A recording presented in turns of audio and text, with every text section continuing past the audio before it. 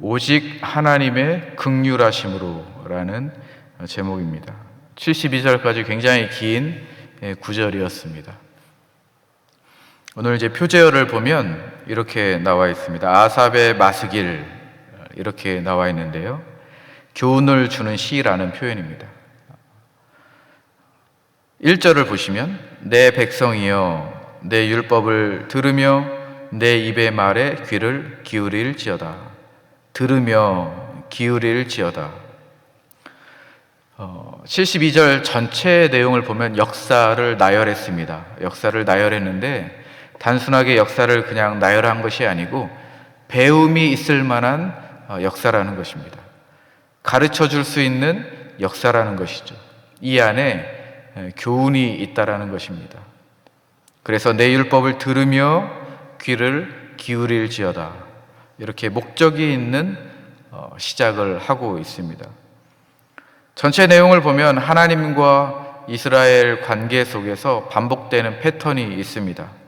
하나님이 은혜를 베풀어 주십니다. 하나님이 바다를 가르시고 만나를 내려주시고 반석에서 물을 내시는 기적이 있습니다. 그러면 백성들은 그 하나님의 은혜를 입습니다. 그런데 시간이 조금 지나고 나자 백성들은 하나님 앞에 고기도 줄 수 있습니까? 음식도 줄 수 있습니까? 이렇게 하나님을 조롱합니다.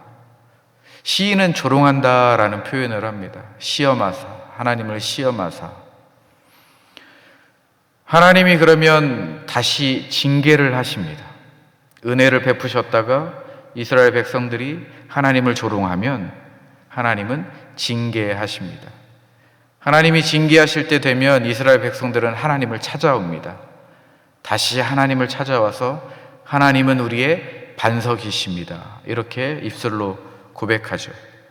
그런데 이제 시인은 이렇게 표현합니다. 그들은 입술로는 존경하고 고백하지만 입으로는 아첨하지만 마음으로는 다른 생각을 가지고 있다. 이렇게 표현하죠. 이러한 일들이 출애굽 시대에도 일어났고 가나안 정착 후에도 똑같은 일들이 일어났습니다. 계속해서 하나님과 이스라엘의 그 관계 속에서 반복적으로 일어났습니다. 그런데 이제 놀랍게도 시인은 이렇게 마무리를 합니다. 잠자는 자같이 깨어나셨다. 그리고 70절에 보니까 하나님이 다윗을 택하셨다. 시온을 택하시고 71절의 말씀에 보니까 이스라엘을 기르게 하셨나니 72절 말씀에 자기의 마음에 완전함으로 기르시고 그들을 지도하셨도다. 하나님께서 이렇게 결론을 지어 주신 것이죠. 전체의 내용을 보면 요약을 해보면 이렇습니다. 하나님이 은혜를 베풀어 주십니다. 이스라엘 백성들은 그 하나님의 은혜를 따먹습니다. 열매를 입는 거죠. 그런데 시간이 지나면 다시 그 은혜를 잊어버립니다. 하나님을 조롱하죠. 하나님은 징계하십니다. 이스라엘 백성을 향하여서 분노를 표현하십니다. 그러면 이스라엘 백성들은 그때서 다시 하나님을 찾는 거죠. 하나님은 나의 반석이십니다. 그렇게 하나님을 다시 찾습니다. 이러한 이스라엘 백성을 보고 하나님은 포기하지 않으시고 끝까지 하나님은 그 백성들을 사랑하신다. 하나님이 선택한 그의 자녀들을 하나님은 포기하지 않고 하나님은 그들을 사랑하신다.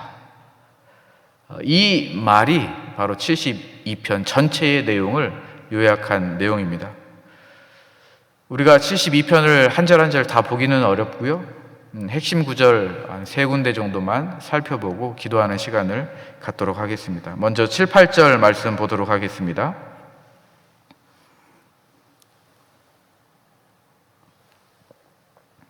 7, 8절 말씀의 목적은 이스라엘 백성들은 실패했다라는 거예요. 이스라엘 백성들은 실패했으니 너희들이 이스라엘 백성들의 그 역사를 반면교사 삼아서 하나님께 소망을 두면서 살라 이렇게 이야기합니다. 7절 첫 번째 시작을 보면 그들로 그들의 소망을 하나님께 두며 하나님께서 행하신 일을 잊지 아니하고 이렇게 시작을 합니다. 소망을 두다 이 단어는 히브리어로 케셀이라는 단어입니다. 이 단어는 마음의 확신을 가지라는 겁니다. 하나님에 대한 확신을 가지라는 소리예요. 왜냐하면 이스라엘 백성들은 그 확신이 없어서 실패했기 때문입니다. 말씀을 보면 이스라엘 백성들이 어떻게 했냐면 너희들의 조상들은 완고했다. 고집 부리는 세대였다라는 것입니다. 완고했고 패역했습니다. 마음이 견고하지 않았다라는 것이죠. 그리고 그들의 마음이 정직하지 못했다. 하나님을 믿지 않는 세대였다. 이렇게 이야기합니다. 그러므로 너희는 하나님에 대한 소망을 두라는 것이에요. 마음의 확신을 가지라는 것입니다. 이스라엘 백성들, 너희들의 조상들은 실패했다. 그러나 너희들은 그 역사를 반면교사 삼아서 마음의 확신을 가져라. 하나님에 대한 확신을 가져라. 고집 부리지 말고 마음에 견고하지 않음, 이 조상들의 모습을 따라가지 말고 하나님을 믿어라 라고 7, 8절에서 이야기하고 있는 것이죠. 9절 말씀을 보면 에브라임 자손에 대해서 나옵니다. 에브라임 족속은 굉장히 전투력이 강했던 족속이었습니다. 부족이었는데요. 이 말씀을 보니까 에브라임 자손은 무기를 갖추고 활을 가졌습니다. 그런데 전쟁이 일어나자 어떻게 했냐면 도망갔어요. 9절 말씀에 보니까 왜 이러한 일이 일어났습니까? 마음에 확신이 없었기 때문입니다. 마음이 견고하지 않았기 때문이죠. 마음의 확신을 하나님께 두지 않았기 때문에 에브라임 족속은 무기가 있고 전투력이 있었지만 막상 전쟁이 터지고 나니까 도망갔다라고 지금 시인이 이야기하고 있습니다. 그러므로 너희들은 이스라엘 조상들의 이 역사를, 이 실패를 반면교사 삼아서 마음에 확신을 두고 소망을 두라. 이렇게 시인이 강조하고 있습니다. 이 케셀, 소망을 두다라는 단어는 욥기에서도 나옵니다. 욥기에서는 이 소망을 하나님께 두느냐, 하나님이 아닌 다른 것에 두느냐에 따라서 지혜로운 인생이냐, 어리석은 인생이냐 갈라집니다. 여러분, 하나님 앞에 소망을 두시기를 축복합니다. 확신을 하나님 앞에 두시기를 바랍니다. 이스라엘 백성들처럼 마음이 견고하지 않고 고집 부리고 하나님을 믿지 않는 세대가 되지 않기를 바랍니다. 여러분, 지금까지 오신 것처럼 소망을 하나님께 두십시오. 그래야 다음 세대에게 이 믿음의 신앙이 전수가 되는 것이죠. 우리도 그렇습니다. 우리도 열심히 교회 다니고 열심히 성경 읽고 열심히 기도하지만, 열심히 우리가 영적으로 무장했다라고 생각을 하지만 막상 전쟁이 터지면, 막상 어려운 일이 생겨나면 에브라임 족속처럼 도망갈 수 있습니다. 왜냐하면 하나님께 확신을 두지 않았기 때문입니다. 시인은 지금 7, 8절 통해서 이렇게 강조를 합니다. 이스라엘 백성들은 그렇게 실패했어요. 그런데 19절 말씀과 20절 말씀을 보면 그래서 하나님을 조롱하게 되었습니다. 19절과 20절 말씀 보겠습니다. 이렇게 시작하죠. 그뿐 아니라. 자, 도망가는 것뿐만이 아니라, 하나님을 믿지 않는 것뿐만이 아니라 하나님을 대적하고 조롱합니다. 어떻게 조롱했습니까? 하나님이 광야에서 식탁을 베푸실 수 있습니까? 하나님께서 물을 내리셨는데 그러면은 능히 떡도 주실 수 있습니까? 고기도 예비하셨습니까? 라고 지금 이스라엘 백성들이 조롱하고 있는 것이죠. 우리 식탁을 책임져 줄 수 있습니까? 이렇게 하나님을 조롱합니다. 하나님 물을 주셨는데 그러면 음식도 주셔야 되지 않습니까? 고기도 혹시 예비해 두셨습니까? 이렇게 하나님을 조롱합니다. 여러분, 이 말씀을 보면 사실 출애굽기 16장에 만나를 먼저, 음식을 먼저 주십니다. 그리고 그 다음에 물을 하나님이 주시는데요. 지금 말씀을 보면 물을 먼저 주시고 음식 이야기가 나옵니다. 이것은 지금 문학적 기법을 시인이 활용하는 것입니다. 이스라엘 백성들이 이렇게 어리석었다라는 것을 지금 극명하게 드러내고 있는 거예요. 이스라엘 백성들이 이렇게 어리석고 하나님을 대적하고 하나님의 은혜를 입었지만 이렇게 하나님을 지금 조롱하고 있다라는 것을 시인이 이야기하고 있는 것이죠. 여러분, 우리에게도 하나님이 은혜를 베푸셨습니다. 그런데 우리가 긴가민가합니다. 하나님이 우리에게 주신 자산들이 있습니다. 선물이 있죠. 그런데 우리가 하나님을 조롱합니다. 하나님, 더 큰 선물 혹시 예비하셨습니까? 우리가 이렇게 하나님을 조롱할 수 있다라는 거죠. 하나님이 우리에게 구원을 주셨습니다. 그런데 우리는 그것만으로는 부족해 합니다. 이스라엘의 실패가 어쩌면 우리의 모습일 수도 있겠습니다. 이스라엘이 하나님을 대적하고 하나님을 조롱하고 하나님의 은혜를 잊어버리는 그 모습이 바로 우리의 모습일 수도 있겠다라는 묵상을 해보았습니다. 36절 보시면요, 그들의 입으로는 하나님을 아첨합니다. 혀로는 하나님에게 거짓말을 말하는 이스라엘 백성입니다. 하나님이 딜레마에 빠지셨을 거예요. 은혜를 베풀어주면 외면하고, 징계를 하면 그때서 찾아오고, 하나님 입장에선 딜레마에 빠졌습니다. 이스라엘 백성들을 어떻게 해야 될까? 내가 저들을 선택하고 사랑한다고 했는데 저들의 모습을 보니까 너무나도 어리석고 연약한 거죠. 어떻게 해야 될까? 하나님이 딜레마에 빠지셨을 것입니다. 그런데 38절과 39절 말씀 보시면 하나님의 성품에 대해서 나옵니다. 마지막 핵심 구절인데요, 우리 38절과 39절 한번 읽어보겠습니다. 시작. 오직 하나님은 긍휼하심으로 죄악을 덮어주시어 멸망시키지 아니하시고 그의 진노를 여러 번 돌이키시며 그의 모든 분을 다 쏟아내지 아니하셨으니 그들은 육체이며 가고 다시 돌아오지 못하는 바람임을 기억하셨음이라. 여기에서 핵심은 오직이라는 표현입니다. 오직. 하나님이 일방적으로 의지적으로 하나님이 선택하시겠다라는 겁니다. 이스라엘 백성들의 어떠함은 상관없다라는 것입니다. 오직 하나님이 의지적으로 긍휼을 베푸시겠다라는 것이죠. 오직 하나님이 긍휼하심으로, 그리고 어떻게 하나님이 행하십니까? 죄악을 덮어주시고 멸망시키지 아니하시고 하나님의 진노를 여러 번 돌이키시고 하나님 안에 있는 이 분노를 다 쏟아내지 아니하신다. 무엇 때문입니까? 하나님이 긍휼하시기 때문에, 하나님의 속성이 긍휼하심이 있기 때문에, 하나님의 성품이 긍휼하시기 때문에 하나님이 사랑하시겠다라고 약속하신 그 사랑을 끝까지 지키시겠다라는 것입니다. 하나님은 신실하십니다. 우리의 연약함과 상관없이, 우리의 부족함과 상관없이, 우리가 하나님을 조롱하는 것과 상관없이 하나님은 끝까지 우리를 사랑하시겠다라는 약속의 말씀입니다. 왜 그렇습니까? 하나님은 긍휼하시기 때문이죠. 마지막 39절 뒷부분을 보면 하나님이 그들을 기억하셨다 이렇게 표현하시는데요, 이 기억이라는 것은 단순하게 그냥 생각한다 이런 표현이 아니고, 기억하신다라는 것은 마음에 두고 행하시기를 작정하셨다라는 표현입니다. 사랑하시기를 작정하셨다라는 의미입니다.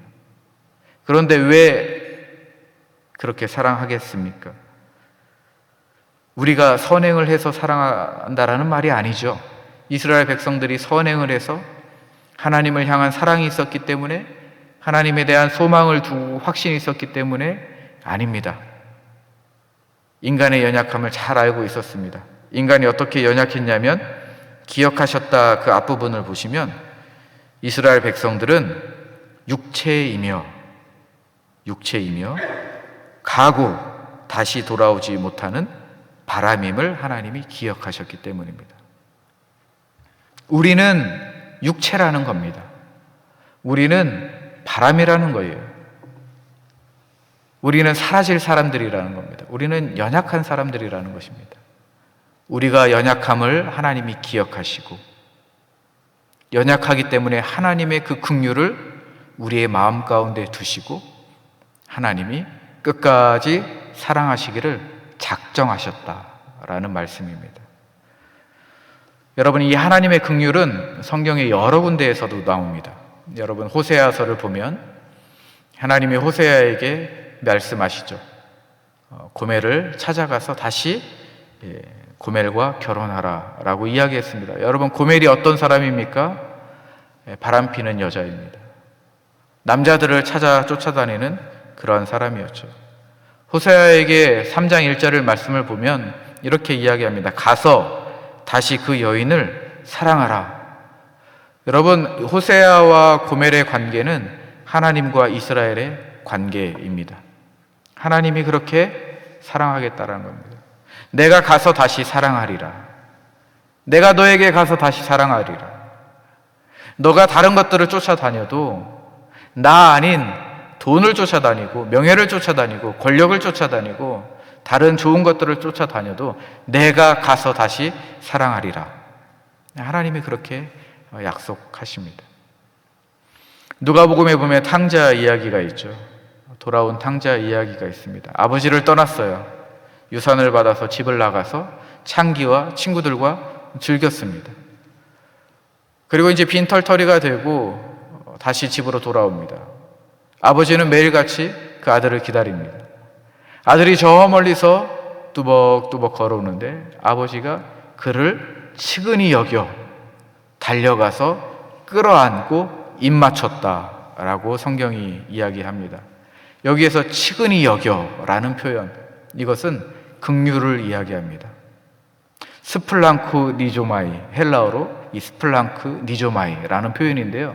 그 의미는 뭐냐면 창자가 끊어질 듯한 고통이 있었다라는 것입니다. 그러니까 하나님의 긍휼하심에는 이스라엘 백성들을 향한 창자가 끊어질 듯한 고통을 하나님이 갖고 사랑하기를 작정하셨다라는 말씀이죠. 하나님이 우리를 바라보실 때에도 그렇습니다. 우리가 하나님을 외면하고 하나님을 찾는다고 하지만 겉과 속이 다르고 어려울 때만 하나님을 찾아오는 이러한 우리의 실패하는 모습, 연약한 모습, 그저 육체를 따라가는 모습, 바람과 같은 모습, 이러한 모습이 있을 때에 하나님은 창자가 끊어질 듯한 고통 가운데 우리에게 하나님의 긍휼을 베풀어 주신다고 말씀하십니다. 여러분, 말씀을 마무리하겠습니다. 70절에 보면 다윗을 선택하시고 71절의 말씀을 보면 이스라엘을 기르시고 72절 말씀을 보면 온전함으로 한결같이 그들을 인도하신다라는 말씀이 있습니다. 이 말씀은 예수 그리스도를 예표하는 말씀입니다. 이스라엘 백성들이 하나님을 조롱했죠. 하나님 음식을 준비하셨습니까? 하나님 고기 예비해 두셨습니까? 음식, 떡 하나님 주실 수 있습니까? 이스라엘 백성들이 하나님을 조롱할 때에 예수님은 이렇게 말씀하셨습니다. 나는 생명의 떡이다. 만나는 일시적입니다. 그러나 예수님은 영원하신 생명의 떡으로 우리 가운데 오셨습니다. 영원한 생명을 주시는 분이 바로 예수님이십니다. 38절과 39절에 우리를 육체와 같다, 바람과 같다 말씀하셨습니다. 인간은 육체와 같다. 예수님께서 육체의 몸을 입고 이 땅에 오셨습니다. 그리고 우리와 똑같이 시험을 당하셨지만 예수님은 완전한 순종을 이루셨습니다. 십자가에서 완전한 순종, 죽기까지 복종하신 예수님이십니다. 그래서 우리는 안전한 겁니다. 우리가 실패해도, 우리가 하나님을 외면해도 예수님 때문에 하나님의 사랑은 변하지 않습니다. 하나님의 열정적 그 사랑의 근거가 바로 우리 안에 있는 것이 아니고 우리를 위해서 육체의 몸을 입고 오신 예수님 안에 있기 때문입니다. 예수님 때문에 하나님의 사랑이, 우리를 향한 하나님의 사랑이 변하지 않는 것입니다. 여러분, 오늘 하루도 여러분 살아가실 때에 그 하나님의 사랑, 변치 않는 하나님의 사랑을 꼭 붙드시기를 주님의 이름으로 축복합니다. 여러분, 우리는 연약합니다. 우리는 육체이죠. 바람입니다. 우리는 실패할 수밖에 없습니다. 그러나 하나님이 창자가 끊어질 듯한 그 고통, 그 긍휼을 우리의 마음 가운데 두시고 신실하게 사랑하시기로 작정하셨습니다. 예수 안에서 우리를 사랑하십니다. 우리는 예수님 안에서 그 하나님의 사랑을 단단히 붙잡고 오늘도 승리할 수 있는 줄로 믿습니다. 소망을 하나님께 두시기를 바랍니다. 제가 기도하겠습니다.